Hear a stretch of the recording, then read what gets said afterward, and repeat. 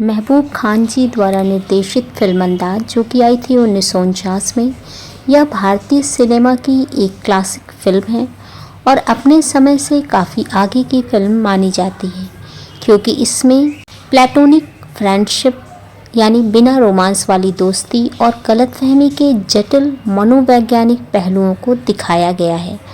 आइए सुनते हैं इस मूवी का एक्सप्लेनेशन हिंदी में। इस फिल्म के मुख्य कलाकार के रूप में हैं दिलीप कुमार जी ने दिलीप नामक एक अमीर युवक जो नीना से प्यार कर बैठता है, उसकी भूमिका निभाई है।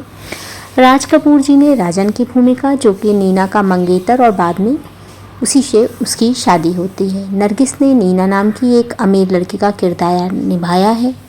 आइए सुनते हैं कहानी नीना यानी नरगिस से शुरू होती है, जो एक बहुत अमीर बिजनेसमैन की बेटी है और एक दिन घुड़सवारी करते समय अपने घोड़े पर नियंत्रण खो देती है और दिलीप यानी दिलीप कुमार जी उनकी जान बचाते हैं और इस मुलाकात के बाद दोनों अच्छे दोस्त बन जाते हैं। दिलीप नीना की आधुनिकता और खुलेपन को देखकर उसे पसंद करने लगता है और उसे लगता है कि नीना भी उससे प्यार करती है, क्योंकि वह उसके साथ काफ़ी समय बिताती है और उसे अपने घर के कामों में और बिजनेस में शामिल करती है। हकीकत में नीना सिर्फ दिलीप को एक अच्छा दोस्त मानती है। नीना का पहले से ही एक मंगेतर है, राजन यानी राज कपूर, जो व्यापार के सिलसिले में विदेश गया है। दिलीप को राजन के बारे में कुछ पता नहीं होता। जब नीना के पिता की अचानक मृत्यु हो जाती है तो दिलीप नीना का बड़ा सहारा बनता है और उसके बिजनेस में मदद करता है। दिलीप को पूरा यकीन होता है कि नीना उससे ही शादी करेगी।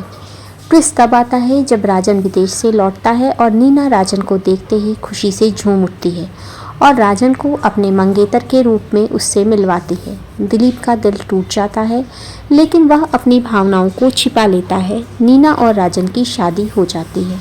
नीना इस बात से पूरी तरह अनजान है कि दिलीप उसे प्यार करता है। उसे लगता है कि वे सिर्फ दोस्त हैं। जब दिलीप आखिरकार नीना के सामने अपने प्यार का इजहार करता है तो वह दंग रह जाती है और उसे सख्ती से मना कर देती है। राजन और नीना की एक प्यारी सी बेटी है। राजन को धीरे धीरे दिलीप और नीना की दोस्ती पर शक होने लगता है। राजन को लगता है कि उसकी पत्नी और दिलीप के बीच कुछ चल रहा है और राजन को गलतफहमी भी हो जाती है, जिससे उसका शक यकीन में बदल जाता है। क्लाइमेक्स में क्या होता है? फिल्म का अंत काफ़ी दुखद है। राजन और दिलीप दोनों के बीच में काफ़ी झगड़ा होता है और राजन दिलीप पर हमला कर देता है और दिलीप के सर में चोट लग जाती है। नीना उसका डॉक्टर से इलाज करवाती है और राजन अपनी बेटी को लेकर वहाँ से चला जाता है।